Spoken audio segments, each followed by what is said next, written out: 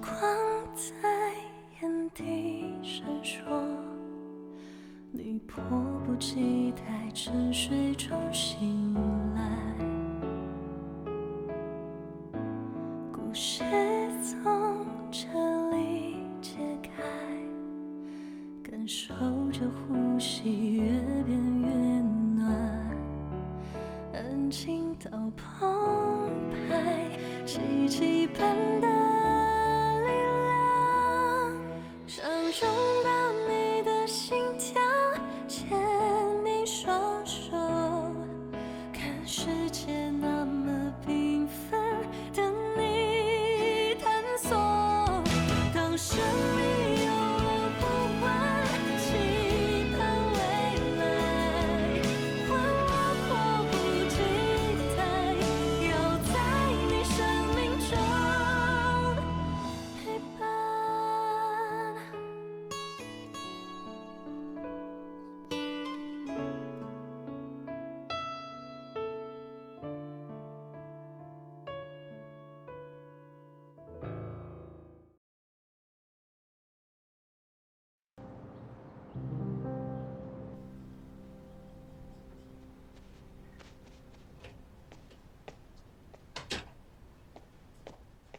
该喂奶了，你把孩子给我吧。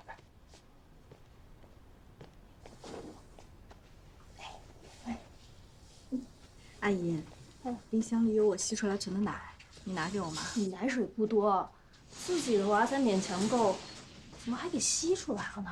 先让大孙子吃吧。妈，您最近情绪不好，下奶难，你先让他吃吧，拿过去啊。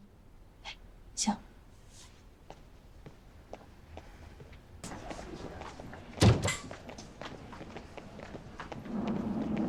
哎，兰姐，来上班了。对，哎，今天情况怎么样？哎，我跟你说，千古奇观，这儿媳妇跟婆婆一起生孩子，还被安排在了同一个病房呢。这么厉害！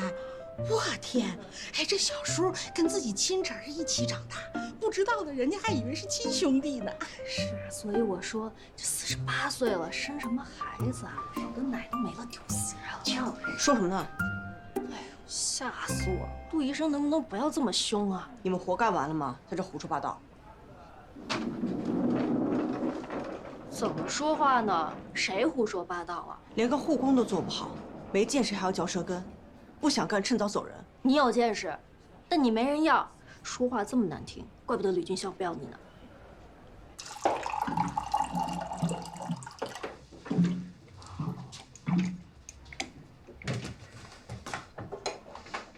李金霄，你是不是有毛病？我们分个手，连新来的护工都知道了，你是管不住自己的嘴吗？新来的护工，就是平时老给你热饭的那个护工，素质太低了，在背后说患者的是非，被我撞见了，就嘲笑我说是你不要我，你到底跟别人说了什么？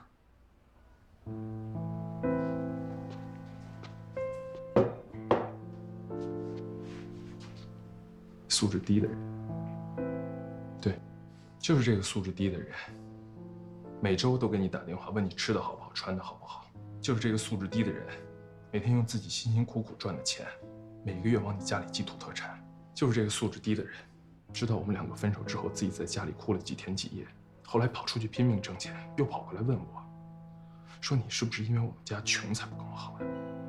杜迪，你还有心吗？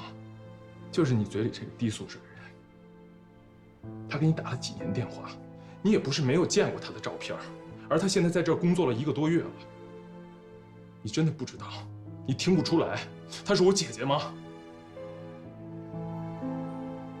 我已经跟我姐姐说了，她知道我们两个分手了。当然，分手嘛，很正常，我也不会去跟别人乱讲。倒不是因为我要脸，而是我觉得，我跟你谈过恋爱，也不是什么值得夸耀的事儿。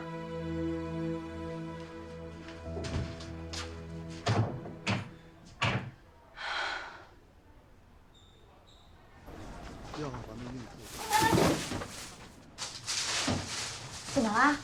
哎，这垃圾桶不小心弄翻了。我医生，你可不能做这个，一会儿你这衣服脏了还得消毒呢。是。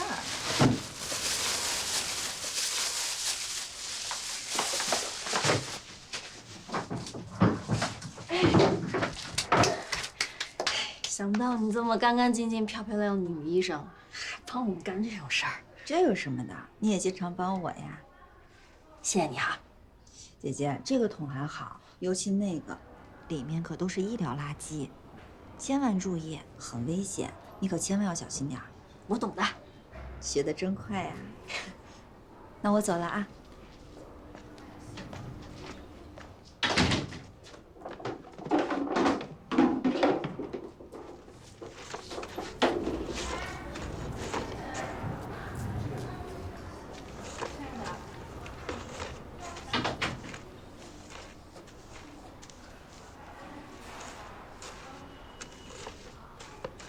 姐姐，对不起。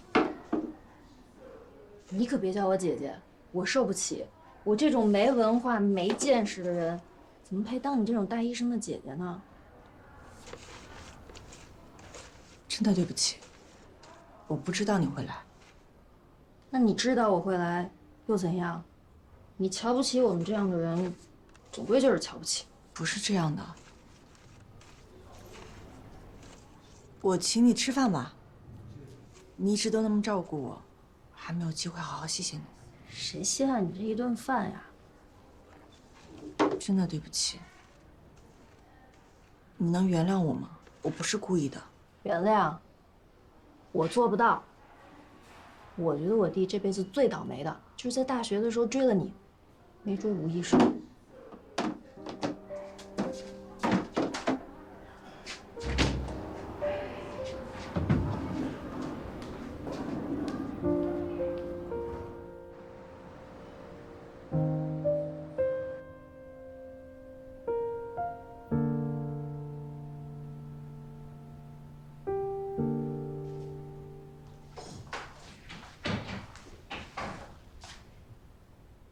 发什么呆呢？没事。你今天不太对劲啊，怎么了？偷看什么呢？你看什么？我看。师姐，你脾气硬也就算了，怎么头还这么硬？怪我呀？你躲什么？怪我，怪我。啊，对了，我们入院了。是吗？孩子的发育情况怎么样？王主任说挺好的，院里给胎儿进行了大脑检查，结果显示胎儿的畸形被逆转了，大脑后部也恢复到正常的外观。看来冯远航的宫内手术还是很成功的。说了什么时候生吗？明天下午剖宫产。太好了，幸亏当时劝他保住了。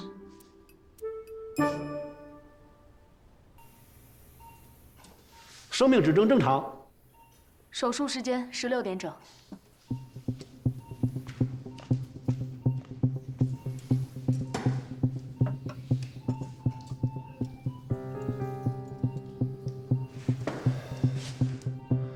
准备出孩子了。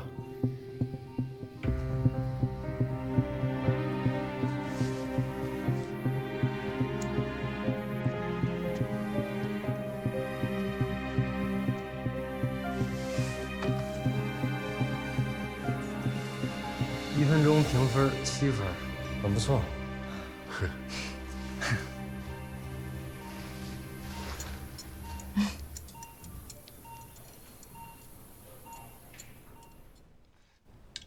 老婆，你说咱是不是被医生给骗了呀？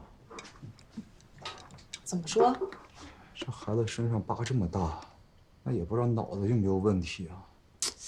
哎，之前那个医生是说脊柱裂这个病根本没办法完全治愈，对吧？啊，咱现在孩子就是小，你看不出来，那谁知道长大了有什么毛病呢？我之前在那个网上论坛也查了查。很多查出来脊柱裂的孩子，那几乎都已经产了。那你说，怎么就这家医院想方设法的劝咱做手术啊？你说是想坑咱手术费，还是怎么回事啊？啊？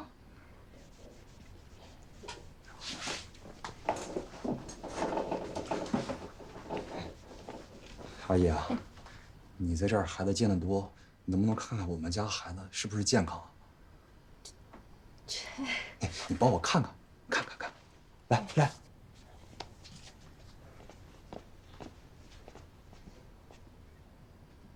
这健不健康的，我哪敢说呀？没事，你看出什么你就说呗。这确实蜡黄的，不像有些别人家的孩子吧，白白胖胖的。老婆，你看着没？人家外人一眼就看出来咱孩子不对劲儿，咱肯定是被骗了。我一个朋友说，这宫内手术完全不用做，那大夫就是为了练手。那怎么办呢？我先收拾去。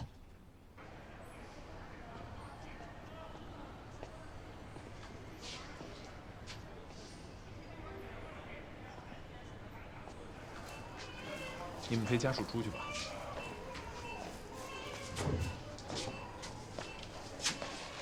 小弟，在家怎么跟你说的？李医生，我听武南他们说，可能要闹出什么幺蛾子。他们要干嘛？具体我也不清楚。那你操什么心啊？孩子都帮他们救下来了，还能怎么样？说的也是，他们总不能把自己孩子给扔了，对吧？哎，你吃饭没啊？这食堂都没饭了，要不我去给你买点吧？不用，办公室有盒饭。哎呀，那盒饭早都凉了，我给你热热吧。哪有护工给医生热饭的？这让人家看见了怎么办？你就别管这些了。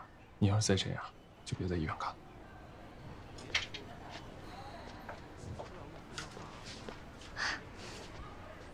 怎么了，李医生？没事，走，我们去吃口饭。好。你还不走？我走。这个护工好奇怪啊，是不是不好用啊？不好用，和他们领导说赶紧换掉。没事儿，新来的有些问题不懂，就多问了几嘴。主任查房了。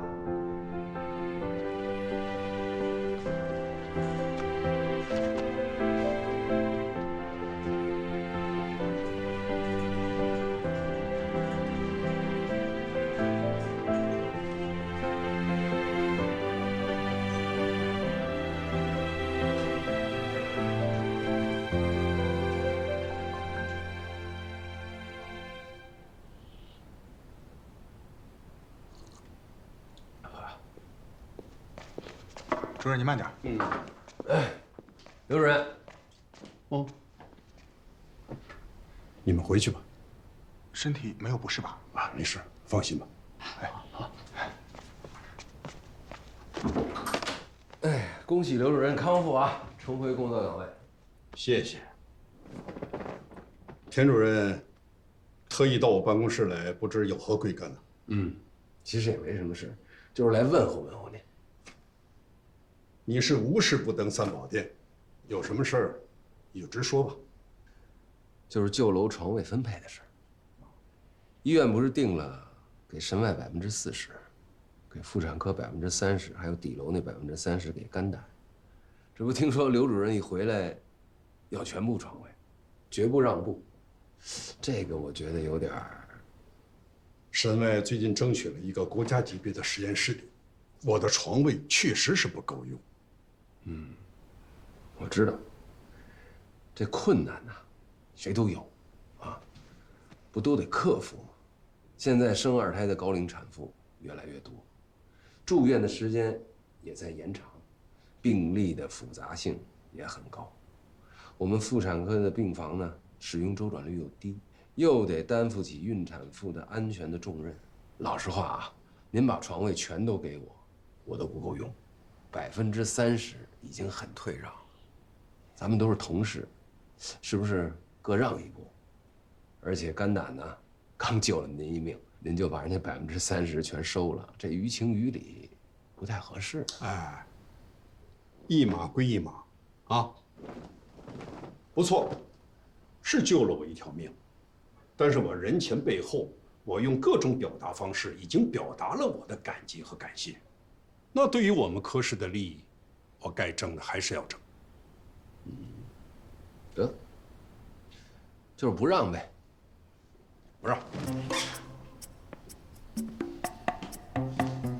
那我只好跟院里努力争取了。科研也是咱们医院重要的竞争指标。我听说张主任走了以后，你们几个大的科研项目现在都处于停摆状态。那既然如此，你们让一让，有什么关系吗？您说那些项目，马上就能重启。我现在正在跟约翰霍普纽斯大学实验室谈合作呢。对了，牵线的是贵公子，他现在在妇产科做规培生，工作非常的努力，非常刻苦。你说什么？哟，这事您不知道？嘿，这孩子也不跟您说一声。我这项目如果拿下来的话，这床位是谁的，还真就不一定了。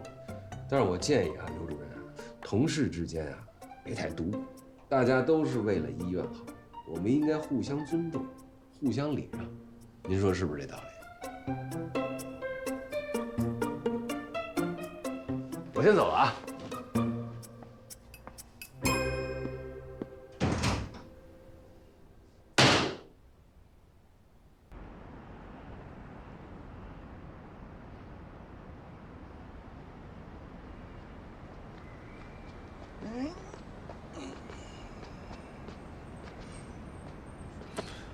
去。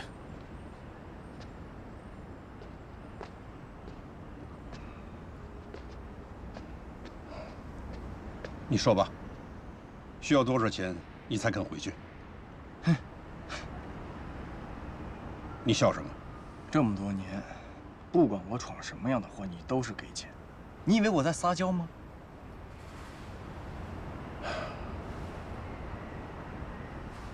你不要以为你在妇产科工作，就能够起到气我的作用。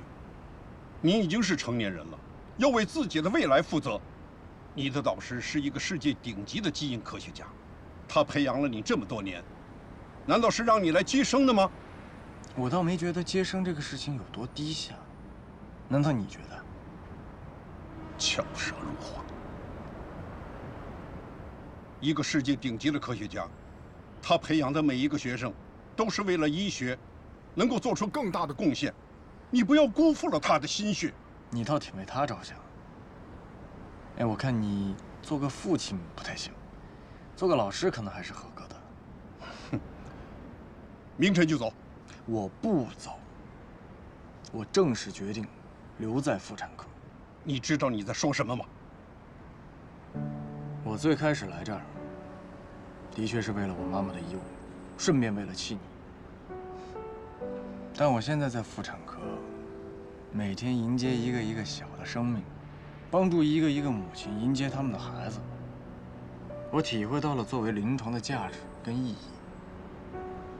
还有就是，算了，说了你也不会懂。反正我决定留下来。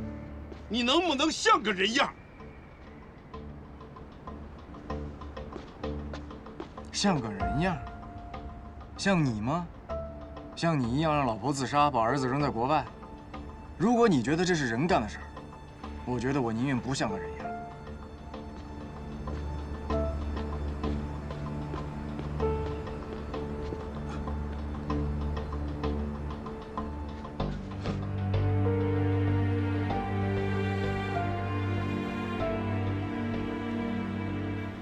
你刚刚不应该跟他说话那么狠。一向对什么事情都不感兴趣的林医生，现在怎么这么啰嗦？你以为我愿意管你？我只是觉得有的时候，有的东西你不珍惜，有一天失去了，你感到后悔莫及。不见了。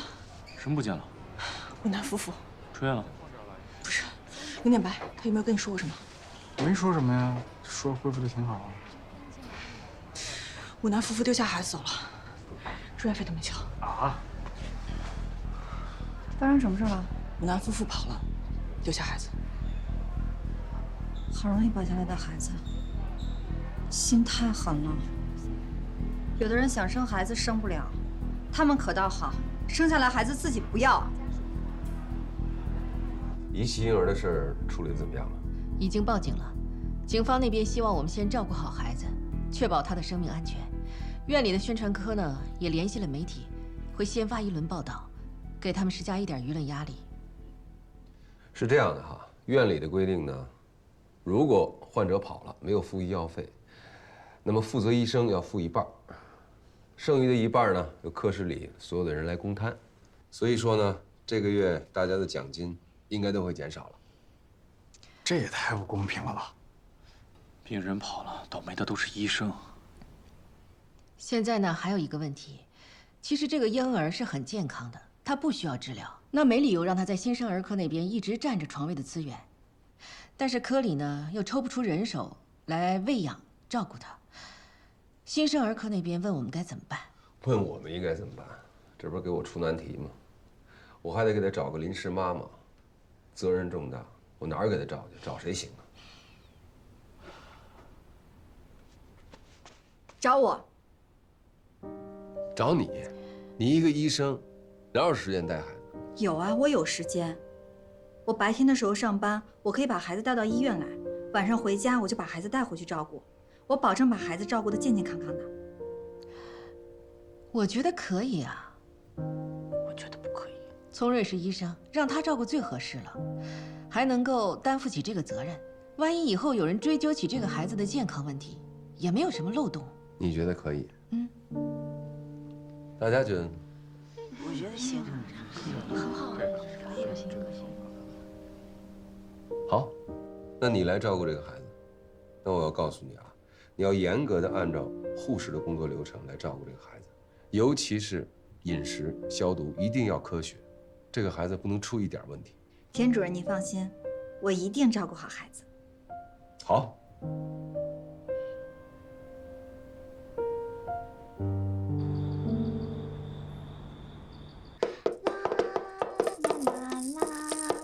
你看小葫芦多可爱呀！他不是小葫芦。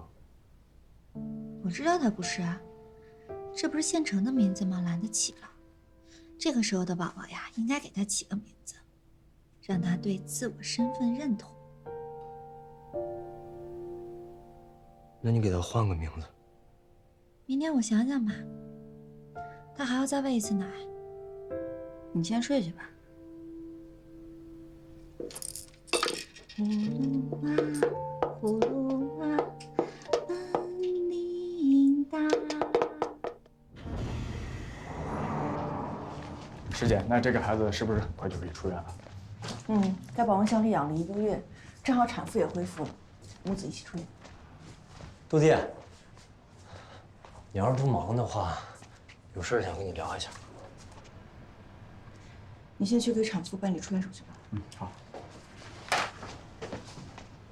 来看哪个孩子？早产10周，产妇还切除了子宫那个。哦，那个孩子1个月之内体重增加了1000克，生命力很顽强。你找我不会是想跟我聊病历吧？我是想跟你聊聪瑞和那个孩子的事儿。怎么了？聪瑞出什么问题了？是不是照顾孩子太辛苦了？我就说他白天上班，晚上照顾孩子，身体怎么吃得消啊？不是，他现在开心的很，把孩子照顾得很好，但就是因为太开心，照顾太好了，这不正常。自从她流产以来，我一直很担心她的精神状况。她先是把孩子的东西拿给猫用，抱着猫睡觉，然后把别人的孩子接回家，起个自己孩子的名字。我觉得这就是在移情，可是别人的孩子终究是别人的孩子，在法律意义上，他不是这个孩子的监护人。迟早有一天，他要让出监护人的位置，我怕到时候，他会再经历一次失去孩子的痛苦，他会彻底崩溃的。那你现在跟我说这些，你希望我怎么回答你呢？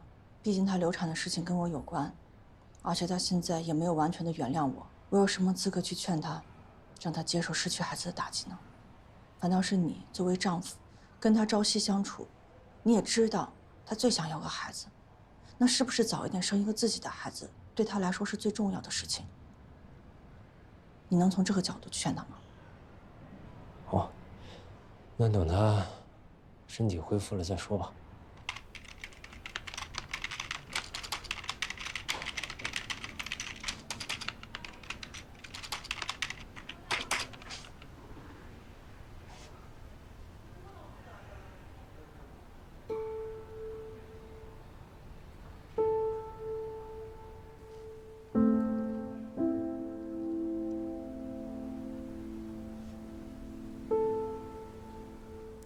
王主任，你什么时候来的？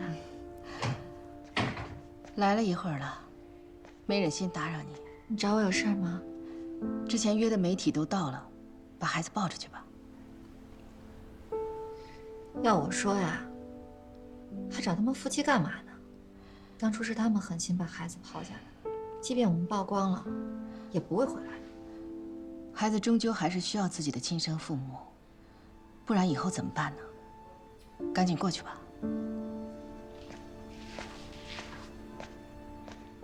现在孩子的父母有没有跟医院联系啊？还没有。作为妇产科的主任，我想跟这个孩子的亲生父母说一下，这个孩子呢，我们医院一直在照顾着。他的手术疤痕呢也已经恢复了，然后他的体重也一直在增加，能吃能喝。之前他的父母认为他的手术会影响到这个孩子，其实并不会的。我们医院呢也专门找了一名女医生去照顾这个孩子，为的就是确保这个孩子的绝对健康。看我们小葫芦多可爱呀！你给他起名叫小葫芦啊？对，我希望他像葫芦娃一样，又可爱又强壮，又聪明。小葫芦的爸爸妈妈，你们看见了吗？小葫芦现在越来越漂亮，越来越健康了，但是他还没有见到他的亲生父母，希望你们能早日跟医院取得联系，一家人团聚。好可爱呀！哎，要是小葫芦的亲生父母一直不回来怎么办呀？你们帮着养几天还行，总不能一直养着吧？一直养着也行啊，实在不行就收养吧。你真的是太伟大了，但是还是希望孩子的亲生父母能早日觉悟，不然等孩子长大了，知道他爸爸妈妈是那个样子的，他得有多难过呀！希望吧。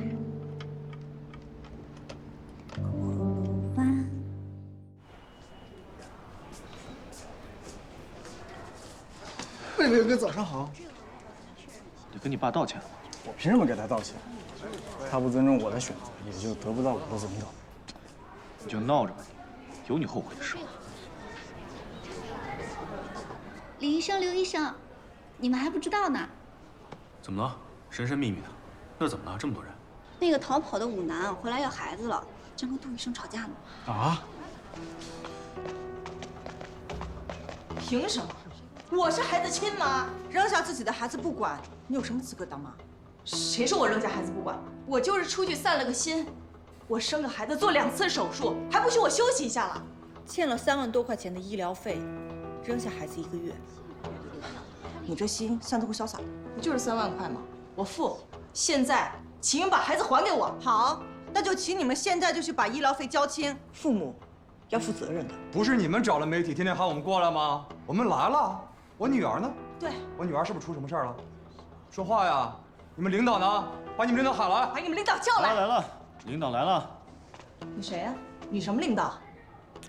先等等，先让我看看这不要孩子的人长什么样。哎，你欠揍是吧？哎呀，我也觉得我欠揍。你们也不想想，领导怎么会在住院部的医生办公室呢？去行政楼啊，在这瞎叫唤有什么用啊？行，你们等着，我女儿要但凡出点什么事儿，我让你们偿命。小伟，咱走。去吧，有什么事儿跟领导说啊，别来烦我们小医生。怎么还有这样的人啊？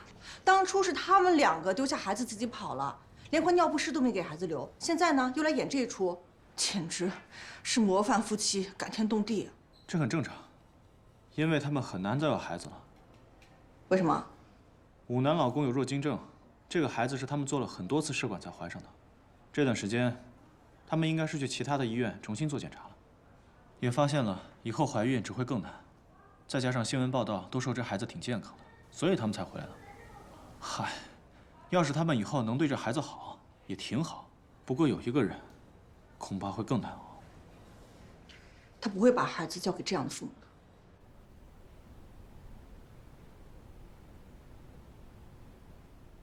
我是不会把小葫芦还给这种父母的。小吴，我这劝了你1个多小时了，嘴皮子都磨破了，你还是听不懂是吗？这孩子是人家的，不是你的，你只是代科室照顾这个孩子，现在也不过是让你把这孩子还给人家，这孩子根本就不是你的，跟你没关系，明白了吗？明白，不还。哎呦，田主任，别急。从瑞，我知道你心疼这个孩子，觉得他的父母不靠谱，但你别担心，这个孩子应该是他们唯一的孩子了，以后无论怎么样，他们都会对他好的。弱精症谁说得清楚？万一哪一年又产出一颗强壮的奶囊，那小葫芦面临的就是再一次被抛弃。这种自私自利、无情无义的人，他们不配当小葫芦的父母。毕竟有血缘关系，血浓于水。这种话呀，都是骗善良的人的。黄主任，我看您也别说了，这孩子油盐不进，直接报警吧。自家人报什么警啊？哦，上个月还接受媒体采访，说什么优秀的爱心医生，这个月就报警把人抓了，想什么呢？那怎么办？怎么让他把孩子还给人家？别说了，我已经找律师了，不管怎么样，我都要把这个孩子保住，我要告他们。我们没有遗弃孩子，怎么回事啊？我们只是到处去找亲戚，去凑医药费了。你说这孩子不交医药费，他们会让我们把孩子带走吗？不会。可现在我们凑够医药费了，他们又说不能把孩子还给我们了，这是赤裸裸的绑架。生进医院，你们还我孩子，还我们孩子，还我们孩子，还我们孩子，还我们孩子，还我们孩子。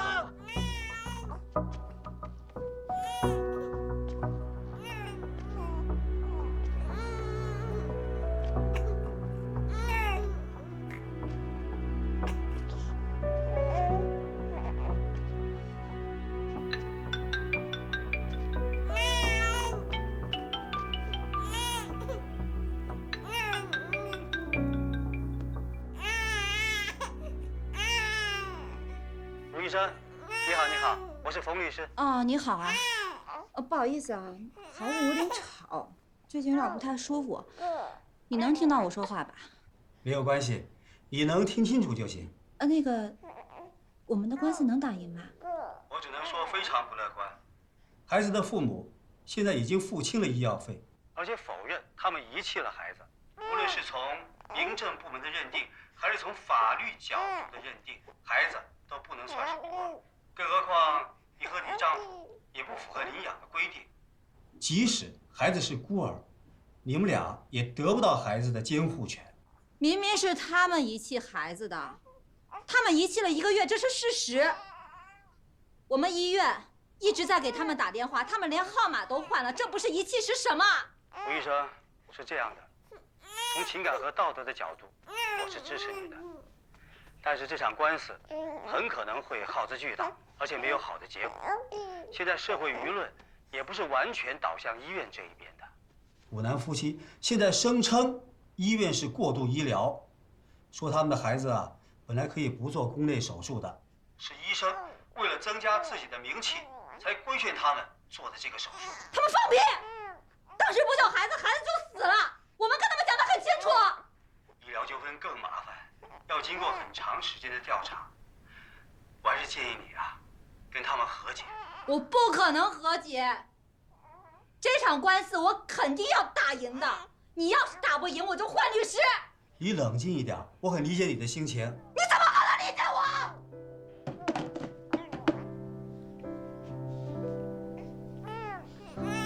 或许你正在被某人想起。爸爸，不哭了。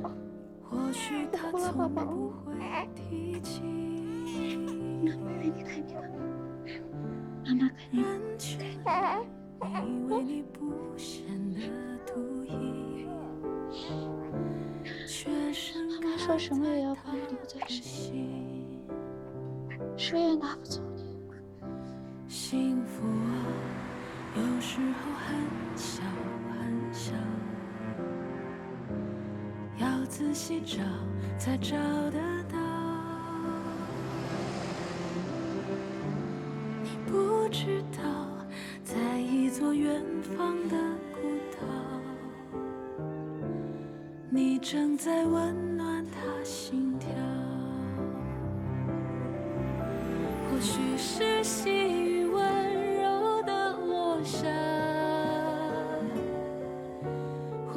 时星空目送你回家，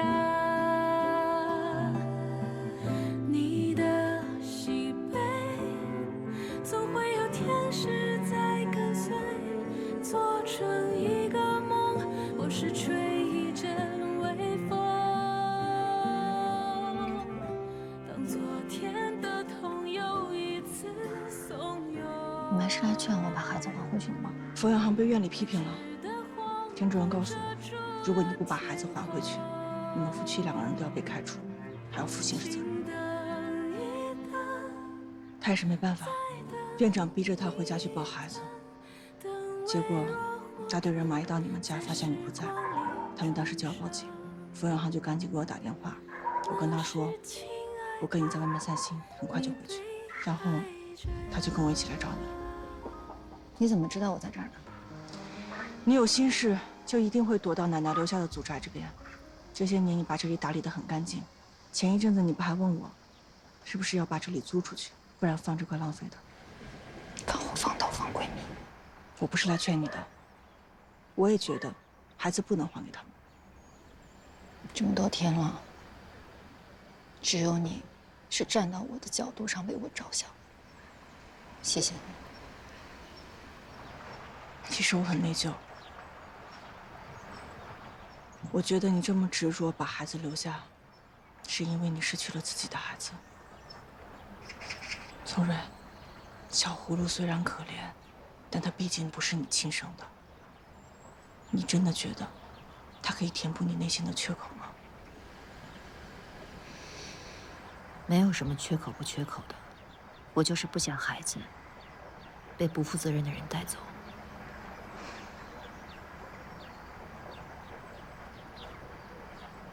你等我一下。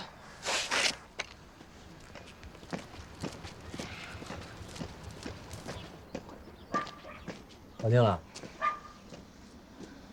你到底要让这种状况持续到什么时候？我能怎么办？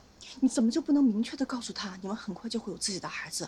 你明知道他状态不对，找这个人找那个人，结果自己一点努力都不做。我们不一定马上就会有自己的孩子。是你严谨，但现在不是搞科研，讲人情人性，你就不能稍微不那么严谨吗？你希望看着他被开除，然后被网友口诛笔伐，最后失去这个孩子，你就不能稍微含糊一点吗？这不是含糊不含糊的事儿。是什么？不管是什么，他最终都会失去这个孩子，长痛不如短痛，严谨吗？这个逻辑很严谨。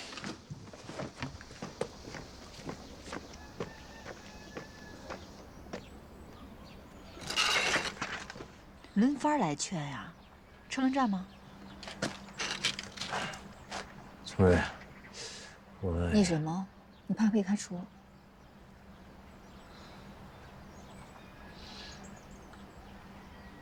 我不想养别人的孩子，我们尽快有自己的孩子，好吗？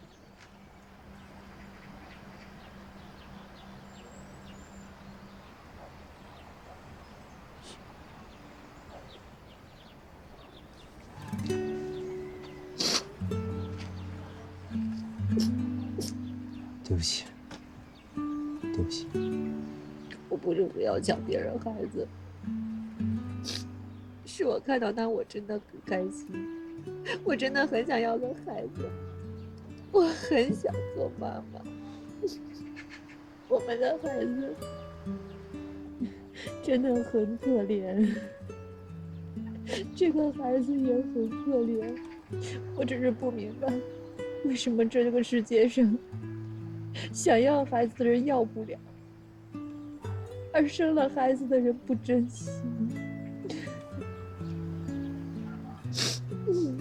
你替这个孩子的父母说声对不起，要不你当他干妈吧，你可以监督孩子的爸妈，做个好父母，怎么样？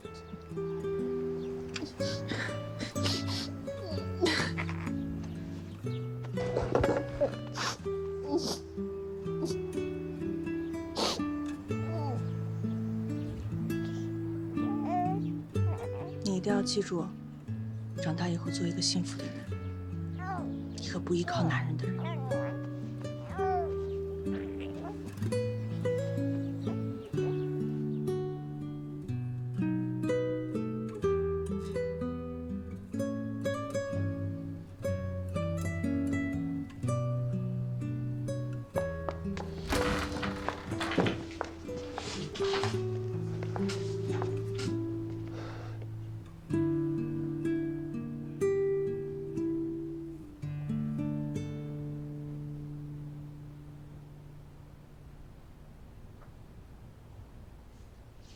吴医生，吴医生，把孩子给他们吧。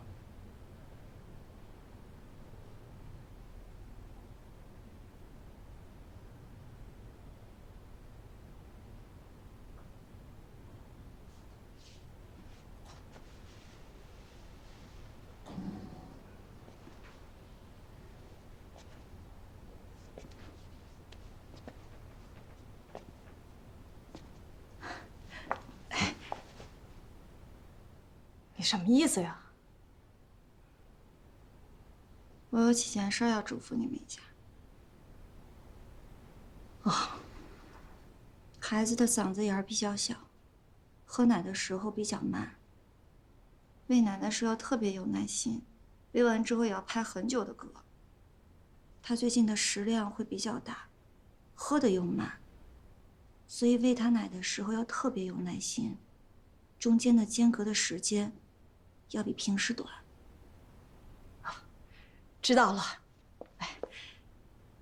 他最近有点着凉了，虽没说发烧吧，但是他睡觉总是睡不安稳。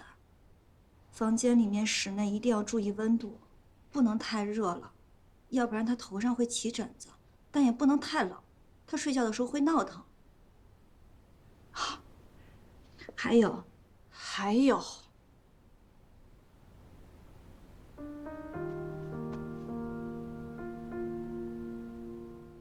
他对一些牌子的润肤乳是过敏的，所以有的牌子是不能用。我都给他写在一个本本上了。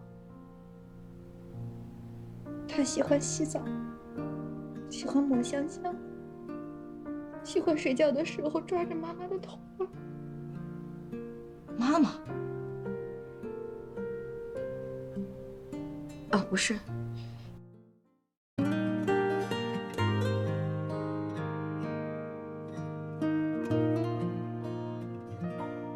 你在睡吗？我的喊你，我在聆听你的呼吸，嘴角的笑容那么触手可及，我多么幸运能够遇见你。小小手掌轻轻牵起，我的心中有了勇气，陪你走过所有